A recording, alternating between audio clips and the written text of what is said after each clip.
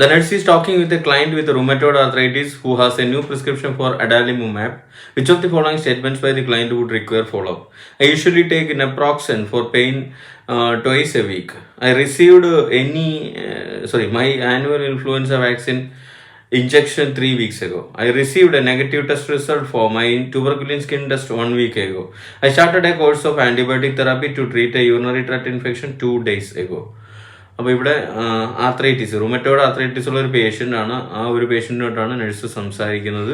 അവർക്കൊരു പുതിയ പ്രിസ്ക്രിപ്ഷൻ കിട്ടിയിട്ടുണ്ട്, അഡാലിമുമാബ്. അതുമായിട്ട് ബന്ധപ്പെട്ട് which of the following statements by the client would require follow up?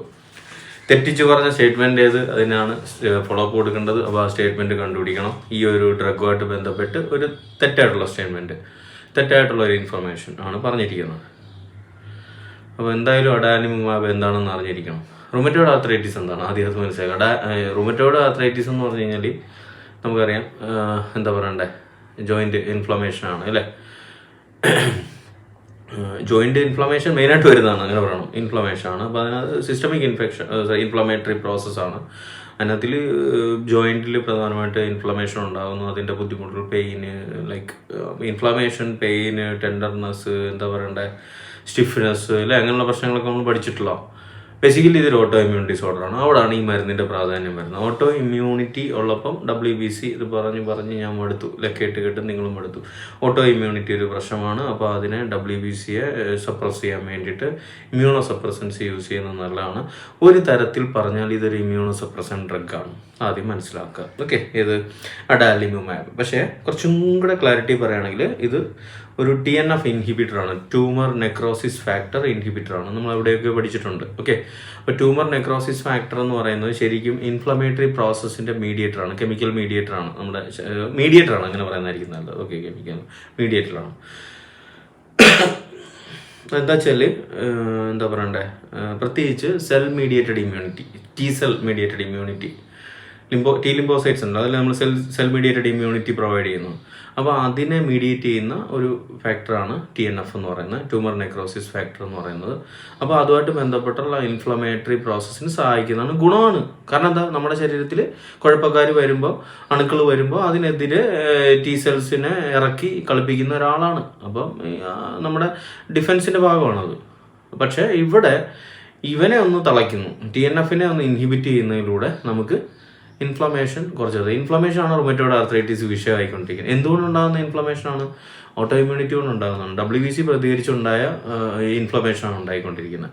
അപ്പോൾ ആ ഒരു എന്താ പറയുന്നത്, WBCയുടെ പ്രതികരണത്തിനെ സപ്രസ് ചെയ്യാൻ വേണ്ടിയിട്ട് TNF-നെ സപ്രസ് ചെയ്തുകൊണ്ടുള്ള മരുന്നാണ് ഈ അഡാലിമുമാബ് എന്ന് പറയുന്നത്. ഓക്കെ, ആണ് ട്യൂമർ നെക്രോസിസ് ഫാക്ടർ ഇൻഹിബിറ്റർ. ഇനി അടുത്ത കഥയിലോട്ട് ഇറങ്ങിക്കഴിഞ്ഞാൽ, ഇമ്മ്യൂണോ സപ്രസൻസ് കൊടുക്കുന്ന ഏതൊരു പേഷ്യൻറ്റിനും വിഷയം വൺ ഓഫ് ദി എന്താ പറയുന്നത് മെയിൻ പ്രോബ്ലം എന്ന് പറയുന്നത് എന്താ പറയണ്ടേ, ഇമ്മ്യൂണോ സപ്രഷൻ കൊണ്ടുണ്ടാകുന്ന ഇൻഫെക്ഷൻ്റെ റിസ്ക്കാണ്. അത് ഓർത്തോണം അല്ലേ. ഇമ്മ്യൂണോ സപ്രഷൻ ഉണ്ടായി കഴിഞ്ഞാൽ അവർ ഇൻഫെക്ഷനിലോട്ട് പ്രോണാവും, അങ്ങനെ ചിന്തിക്കുക. അതാണ് ഇവിടെ ഈ കഥയ്ക്ക് എന്താ പറയുന്നത് ബേസ് കൊടുക്കുന്നത്. TNF inhibitors also cause immunosuppression and increases susceptibility to infection and malignancies also. അതും കൂടെ മനസ്സിലാക്കണമല്ലോ. ചില ക്യാൻസറുകൾക്കും കാരണമാകും. കാരണം ഈ നമ്മുടെ ഈ WBC എന്ന് പറയുന്ന ചില്ലറക്കാരനല്ല.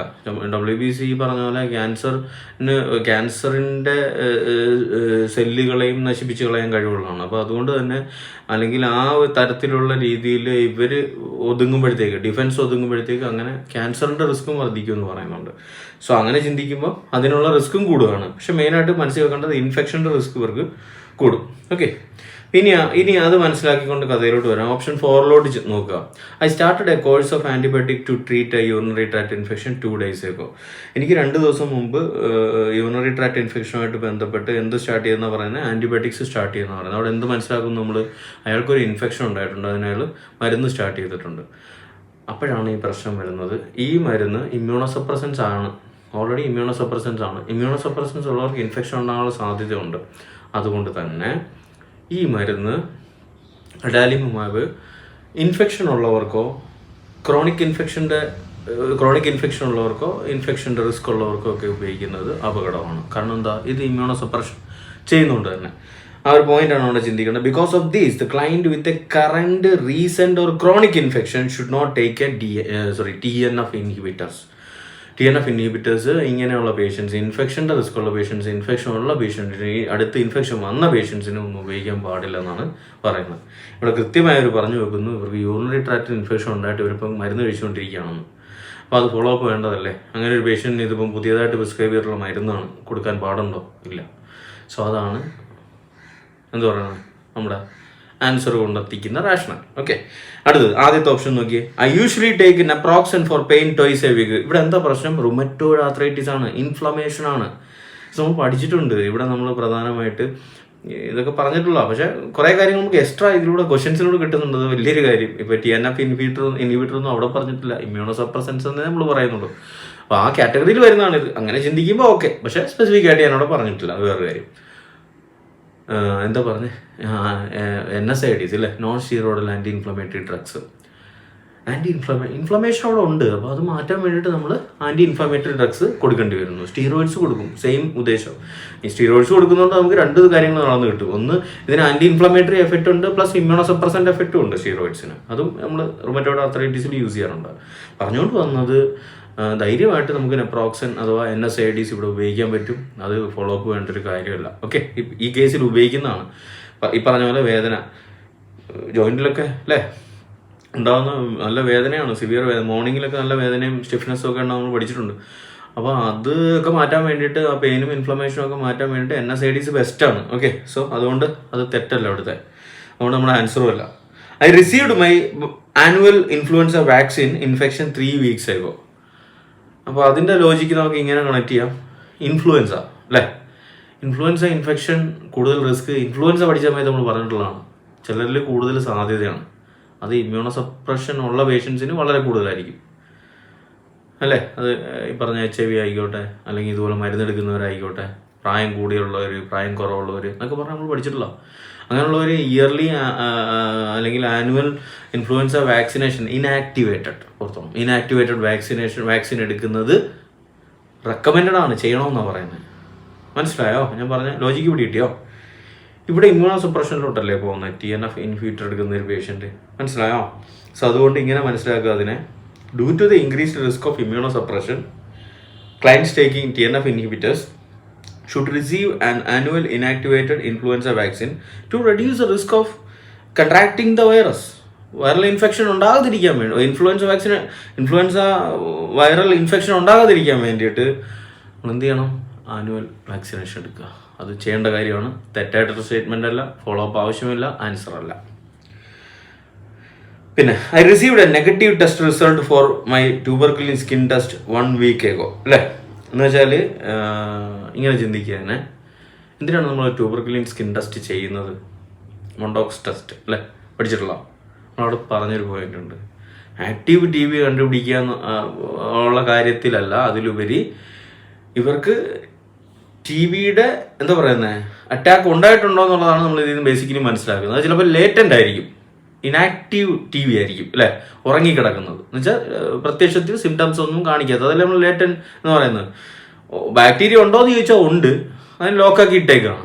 അതുകൊണ്ട് ഇവൻ കുഴപ്പമൊന്നും ഉണ്ടാക്കുന്നില്ല. ഞാൻ പറഞ്ഞിട്ടുണ്ട് പലപ്പോഴും, TB അത്യാവശ്യം ഇമ്മ്യൂണിറ്റി ഉള്ളവരിൽ കാര്യമായിട്ടൊന്നും ചെയ്യില്ല. കാരണം നമ്മുടെ WBC സ്ട്രോങ് ആയതുകൊണ്ട്, പ്രത്യേകിച്ച് നമ്മുടെ മോണോസൈറ്റ്സ് മാക്രോഫേജസ് ഒക്കെ ഇവനെ ലോക്ക് ചെയ്തങ്ങിടും. അപ്പോൾ അധികം പ്രശ്നമൊന്നും ഉണ്ടാകത്തില്ല. പക്ഷേ ഞാൻ വീണ്ടും ഒരു കാര്യം പറഞ്ഞായിരുന്നു, അവരൊന്ന് ഇമ്മ്യൂണിറ്റി വൈസ് വീക്കായി പോയി കഴിഞ്ഞാൽ ഇവന്മാർ അവിടെ കിടന്ന് പണി തരും. അത് ആക്റ്റീവ് TB ആയിട്ട് മാറാനുള്ള സാധ്യതയുണ്ട്. ലേറ്റൻ്റായിട്ട് കിടന്ന സാധനം ആക്റ്റീവായിട്ട് മാറാനുള്ള സാധ്യതയുണ്ട്. നിങ്ങളിങ്ങനെ ചിന്തിക്കൂ, ഈ പേഷ്യൻ്റ് ഒരു പക്ഷേ ലേറ്റൻ്റ് TB ഉണ്ടെങ്കിൽ, ഉറങ്ങിക്കിടക്കുന്ന ബാക്ടീരിയ ഉണ്ടെങ്കിൽ, ഇപ്പം TNF ഇൻഹിബിറ്റർ കൊടുത്ത് നമ്മൾ ഇമ്മ്യൂണോ സപ്രഷൻ ചെയ്താൽ അവരിൽ ഇത് ആക്റ്റീവ് TB ആയി മാറാനുള്ള സാധ്യതകളില്ലേ? അവിടെയാണ് നമ്മൾ അവർക്ക് ലേറ്റൻ്റ് TB ഉണ്ടോ എന്ന് എങ്ങനെ പരിശോധിക്കാൻ പറ്റും? ട്യൂബർക്കുലിൻ സ്കിൻ ടെസ്റ്റ് വെച്ച് പരിശോധിക്കാൻ പറ്റും. അപ്പോൾ അത് പരിശോധിച്ച് കഴിയുമ്പോൾ നമുക്ക് മനസ്സിലാക്കുക അവർക്ക് എന്താ പറയണ്ടേ, ലേറ്റൻ്റ് TB ഉണ്ടോ. അതനുസരിച്ച് ബാക്കി കാര്യങ്ങൾ നമുക്ക് പ്ലാൻ ചെയ്യാൻ പറ്റും. വേണ്ടാന്ന് വെക്കാം വേണമെങ്കിൽ. മനസ്സിലായോ? TNF ഇൻഹിബിറ്റർ കൊടുക്കണ്ടെന്ന് വെക്കാം. അപ്പോൾ അതാണ് ഉദ്ദേശം ഇവിടെ. അപ്പോൾ ഇവർ അത് കൃത്യമായിട്ട് പറഞ്ഞിട്ടുണ്ട്. ഐ റിസീവ്ഡ് നെഗറ്റീവാണ്, പോസിറ്റീവ് അല്ല. പോസിറ്റീവ് വന്നാലാണ് എന്ത് നമ്മൾ ഇൻ്റർപ്രിട്ടേഷൻ, നമ്മുടെ ഇൻഫറൻസിങ്ങിന് എടുക്കുന്നത് എന്ത്, അവർക്ക് ലേറ്റൻ്റ് TB ഉണ്ടെന്ന് അല്ലെങ്കിൽ ഇതിൻ്റെ അറ്റാക്ക് ഉണ്ടായിട്ടുണ്ടെന്ന് നമ്മൾ മനസ്സിലാക്കുന്നത്. So I received a negative test result for my tuberculin skin test 1 week ago. അപ്പോൾ അങ്ങനെ ഒരു പേഷ്യൻറ്റ് സേഫായിട്ട് നമുക്ക് ആ ഒരു ആസ്പെക്റ്റിൽ സേഫായിട്ട് നമുക്ക് എന്ത് ഉപയോഗിക്കാം, ഈ പറഞ്ഞ TNF ഇൻഹിബിറ്റർ യൂസ് ചെയ്യാം. ഓക്കെ, അപ്പോൾ അത് മൂന്നും അങ്ങനെ നമുക്ക് ചേരാത്ത ഓപ്ഷൻസായി മാറുകയും അവസാനത്തെ 4th one ആണ് അതുകൊണ്ട് ആൻസർ ആയിട്ട് വരുന്നത്. അപ്പോൾ നിങ്ങൾ ഈ കണ്ട ക്വസ്റ്റ്യൻ ഞാനിത് നമ്മുടെ എംഗ്ലക്സാറിന് വേണ്ടിയിട്ട് സ്പെഷ്യൽ കോഴ്സ് കൊടുക്കുന്നുണ്ട്. അപ്പോൾ അതിൽ തന്നെ ക്വസ്റ്റ്യൻ ഡിസ്കഷൻ ക്ലാസ്സസിൽ നിന്ന് എടുത്തിട്ടുള്ള ഒരു ക്വസ്റ്റ്യനാണ് ഇപ്പോൾ കണ്ടത്. അപ്പോൾ നിങ്ങൾക്കറിയാം, നമ്മൾ എല്ലാ നഴ്സിംഗ് എക്സാംസിന് വേണ്ടിയിട്ട്, നഴ്സിംഗ് കോമ്പറ്റേറ്റീവ് എക്സാംസിനും പിന്നെ അതുപോലെ തന്നെ RN എക്സാംസിനും ഒക്കെ വേണ്ടിയിട്ട് നമ്മൾ വിവിധ കോഴ്സുകൾ കൊടുക്കുന്നുണ്ട്. അപ്പോൾ അതിനതിൽ മെയിനായിട്ട് നമ്മൾ എംഗ്ലക്സാറിൻ്റെ കാര്യം പറയുമ്പോൾ, എംഗ്ലക്സാറിന് ഒരു ഫുൾ കോഴ്സ് എന്ന് പറയുമ്പോൾ അതിനകത്ത് തിയറി ക്ലാസ് വരുന്നുണ്ട് 60 മണിക്കൂറിൻ്റെ. ഈ പറഞ്ഞ മെയിൻ സബ്ജക്റ്റുകളെല്ലാം അതിനകത്ത് വരുന്നുണ്ട്. മെഡ്സർജും OBGയും സൈക്യാട്രിയും പീഡിയാട്രിക്സും നഴ്സിംഗ് ഫൗണ്ടേഷനും കാര്യങ്ങളെല്ലാം. ഈ മെഡ്സർജ് എന്ന് പറയുമ്പോൾ അതിനെ ബേസ് ചെയ്തുകൊണ്ട് അനാട്ടമി ഉണ്ടാവും, കണക്ട് ചെയ്തുകൊണ്ട് ഫാർമക്കോളജി ഉണ്ടാവും. അപ്പം ഇത് ഒരു 60 മണിക്കൂറിൻ്റെ തിയറി പാർട്ടായിട്ട് വരുന്നുണ്ട്. സൗണ്ടേഴ്സ് ബേസ് ചെയ്തിട്ടാണ് എടുത്തിരിക്കുന്നത്. പിന്നെ പ്രധാന ഫോക്കസ് കൊണ്ടുപോകുന്നത് ക്വസ്റ്റ്യൻ ഡിസ്കഷൻ ക്ലാസ്സസ് ആണ്. അത് ഈ പറഞ്ഞ പോലെ സിസ്റ്റം വൈസ് ആയിട്ടും സബ്ജക്റ്റ് വൈസ് ആയിട്ടും ആർച്ചറിൽ നിന്നും വേർഡിൽ നിന്നും എടുത്തിട്ടുള്ള ക്വസ്റ്റ്യൻസ് റാഷണൽ ഉൾപ്പെടെ ഡിസ്കസ് ചെയ്തിട്ടാണ് നമ്മൾ ഈ പറഞ്ഞ ഇപ്പം നമ്മൾ കണ്ട ആ ഒരു ക്വസ്റ്റ്യനിൽ കണ്ട പോലെയാണ് ക്വസ്റ്റ്യൻ ഡിസ്കഷനിൽ കൊണ്ടുപോകുന്നത്. അത് ഇപ്പം നമ്മൾ കണ്ട പോലെ തന്നെ ഇതുപോലെ ഓരോ സിസ്റ്റത്തിൽ നിന്നും ഓരോ സബ്ജക്റ്റിനെ ബേസ് ചെയ്തുകൊണ്ട്, ഇൻക്ലൂഡിങ് ഫാർമക്കോളജിക്ക് നമ്മൾ സെപ്പറേറ്റ് സെക്ഷൻ തന്നെ ഉണ്ട്. ഓക്കെ, അങ്ങനെയാണ് നമ്മൾ ഈ ക്വസ്റ്റ്യൻ ഡിസ്കഷൻ ക്ലാസ്സസ് പോകുന്നത്. ഇത് കൂടാതെ നമ്മൾ പ്രാക്ടീസ് ചെയ്യാൻ വേണ്ടിയിട്ട് ഒരു 10,000-അടുത്ത് ക്വസ്റ്റ്യൻസ് സെപ്പറേറ്റ് നമ്മുടെ ആപ്ലിക്കേഷന് തരും. നമ്മുടെ ആപ്പുണ്ട്, നഴ്സിംഗ് ഫ്ലിക്സ് ആപ്പുണ്ട്. അതിനകത്താണ് ക്ലാസ്സുകൾ ഉള്ളത്. ഏത് സമയത്തും നിങ്ങൾക്ക് ക്ലാസ്സുകൾ അറ്റൻഡ് ചെയ്യാം. അതാണ് ഇതിൻ്റെ ഒരു ഹൈലൈറ്റ്. പിന്നെ ഈ പറഞ്ഞ പോലെ iOS ലാപ്ടോപ്പ് ഒക്കെ ഉപയോഗിക്കുന്നവർക്ക് വേണ്ടിയിട്ട് നമ്മുടെ വെബ്സൈറ്റും ഉപയോഗിക്കാവുന്നതാണ്. ഓക്കെ, ഇത് മൂന്നും കൂടെ തിയറി ക്ലാസ്സും ക്വസ്റ്റ്യൻ ഡിസ്കഷൻ ക്ലാസ്സും സെപ്പറേറ്റ് വേണമെങ്കിലും എടുക്കാം. ഓക്കെ, ഓൾറെഡി തിയറി അറിയാവുന്നവർക്ക് ക്വസ്റ്റ്യൻ ഡിസ്കഷൻ സെപ്പറേറ്റ് വേണമെങ്കിലും എടുക്കാം. ഓക്കെ, ക്വസ്റ്റ്യൻ ഡിസ്കഷൻ ക്ലാസ്സസും ക്വസ്റ്റ്യൻസും പിന്നെ നമുക്ക് പ്രത്യേക ഒരു വാട്സപ്പ് സ്റ്റഡി ഗ്രൂപ്പ് ഉണ്ട്. അതിനകത്തിൽ ഇമ്പോർട്ടൻറ്റ് ക്വസ്റ്റ്യൻസും എന്താ പറയണ്ടേ ക്വിസായിട്ടൊക്കെ കീ പോയിൻറ്റ്സ് ഒക്കെ ഷെയർ ചെയ്യും. മോക്ക് ടെസ്റ്റുകൾ കണ്ടക്ട് ചെയ്യും ഓരോ സിസ്റ്റം വൈസും സബ്ജക്റ്റ് വൈസായിട്ട്. അതിനൊരു സെപ്പറേറ്റ് വാട്സപ്പ് ഗ്രൂപ്പും ഉണ്ട്. അപ്പോൾ ഇതാണ് ഞാൻ പറഞ്ഞ പോലെ എംഗ്ലക്സാറിൻ്റെ കാര്യം. ഇനി നമുക്ക് അതുകൂടാതെ പ്രോമെട്രിക്, സൗദി പ്രോമെട്രിക്ക്, കുവൈറ്റ്, ഖത്തർ പോലുള്ള പ്രോമെട്രിക്സ്, പിയർസൺ വ്യൂ, പിന്നെ DHA, HAD, MOH പോലുള്ള എക്സാംസിന് ഓക്കെ നമുക്ക് NHRA പോലുള്ള എക്സാംസിന് വേണ്ടിയിട്ട് 60 hours ക്ലാസ്സും. അപ്പോൾ അതിനകത്ത് തിയറിയും ക്വസ്റ്റ്യൻ ഡിസ്കഷനും ക്വസ്റ്റ്യൻസും വരുന്നുണ്ട്. അത് വേറെ കാര്യം, അതും പാക്കേജായിട്ടാണ് വരുന്നത്. അതുകൂടാതെ സമയക്കുറവുള്ളവർക്ക് വേണ്ടിയിട്ട് ഒരുമാതിരി കാര്യങ്ങളൊക്കെ അറിയാവുന്നവർക്ക് വേണ്ടിയിട്ട് മിനി ക്രാഷ് കോഴ്സും അവൈലബിൾ ആണ്. ഓക്കെ, അപ്പോൾ അതിൻ്റെയും ഈ പറഞ്ഞ പോലെ ക്ലാസ്സുകൾ നടക്കുന്നത് ഏത് സമയത്തും അറ്റൻഡ് ചെയ്യാം. ആപ്പിലും വെബ്സൈറ്റിലുമായിട്ടാണ്. ഡെമോ അതിനകത്ത് തന്നെ അവൈലബിൾ ആണ്. Nursing flix lectures. പിന്നുള്ള ഗവൺമെൻറ് എക്സാംസിന് വേണ്ടിയിട്ട്. അപ്പോൾ അതിൻ്റെ ഒരു എന്താ പറയണ്ടേ രീതി വ്യത്യാസമാണ്. കുറച്ചുകൂടെ അനാട്ടമിയും കാര്യങ്ങളൊക്കെ വേണം. അപ്പോൾ അതുകൊണ്ട് അതിന് വേണ്ടിയിട്ട് റെഗുലർ ക്ലാസ്സസാണ് ഉള്ളത്. കുറച്ചുകൂടെ ഡീറ്റെയിൽഡ് ആയിരിക്കും കാര്യങ്ങൾ. ഓക്കെ, അപ്പോൾ അത് ഈ പറഞ്ഞ പോലെ എയിംസിനും DMEക്കും DHSനും ഒക്കെ പ്രിപ്പയർ ചെയ്യുന്നവർക്ക് വേണ്ടിയിട്ട് റെഗുലർ ക്ലാസ്സസ് അവൈലബിൾ ആണ്. അതിൽ ഈ പറഞ്ഞ പോലെ തിയറി ക്ലാസ്സും ക്വസ്റ്റ്യൻ ഡിസ്കഷനും അതിന് വേണ്ടിയിട്ടുള്ള government exam model questions practice ചെയ്യാൻ വേണ്ടിയിട്ട് ആ ടൈപ്പ് ഓഫ് ക്വസ്റ്റ്യൻസും അവൈലബിൾ ആണ്. ഓക്കെ, ഞാൻ പറഞ്ഞ പോലെ ഇതൊക്കെ നിങ്ങൾക്ക് ഡയറക്റ്റ് പോയിട്ട് ആപ്പ് ഡൗൺലോഡ് ചെയ്തിട്ട് അതിൽ തന്നെ ഡെമോ അറ്റൻഡ് ചെയ്ത് നോക്കാം. ഏത് കോഴ്സിന് വേണ്ടിയിട്ടാണ് ഏത് എക്സാമിന് വേണ്ടിയിട്ടാണ് പ്രിപ്പയർ ചെയ്യുന്നത് അതിനനുസരിച്ചിട്ടുള്ള കോഴ്സുകൾ അതിനകത്ത് അവൈലബിൾ ആണ്. അപ്പോൾ അതിൻ്റെ ഈ പറഞ്ഞ പോലെ ഡെമോ ക്ലാസ് അറ്റൻഡ് ചെയ്യാൻ വേണ്ടിയിട്ടുള്ള ലിങ്ക് വേണമെങ്കിലോ അല്ലെങ്കിൽ ക്ലാസ്സിനെ കുറിച്ച് കൂടുതൽ അറിയാനോ ഒക്കെ വേണ്ടിയിട്ട് ഞാൻ വാട്സപ്പ് നമ്പർ കൊടുത്തിട്ടുണ്ട്. അതിലോട്ട് നിങ്ങൾക്ക് കോൺടാക്റ്റ് ചെയ്യാവുന്നതാണ്.